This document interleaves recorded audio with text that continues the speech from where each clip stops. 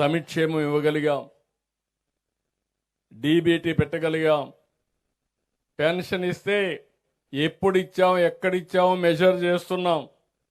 మళ్ళా ఒక మెసేజ్ పంపించి ఏమైనా లంచం అడిగారా, మర్యాదగా ఇచ్చారా, చీదరించుకుంటూ ఇచ్చారా అవన్నీ అడుగుతున్నా. ఎవరన్నా మారకపోతే వాళ్ళు వెనకాన పడుతున్నా, మారే వరకు వాళ్ళని వదిలిపెట్టను. అవసరమైతే కఠిన చర్యలు కూడా తీసుకొని మీకు న్యాయం చేసే బాధ్యత నాదని మరొక్కసారి హామీ ఇస్తున్నా. ఒక సుపరిపాలన, ఒక జవాబుదారీతనం తీసుకొస్తున్నాం. ఇప్పుడే కొత్తగా డీబీటీ ఇది పెట్టాం, వాట్సాప్ గవర్నెన్స్ పెట్టాం. మీరు ఎవ్వరి దగ్గరికి పోయే పని లేదు. దర్జాగా మీ ఊర్లో మీరు కూర్చొని ఏ పని కావాలన్నా ఆన్లైన్లోనే మీకు అన్ని పనులు చేసే అవకాశం కూడా వచ్చింది. అది కూడా చేస్తున్నాం.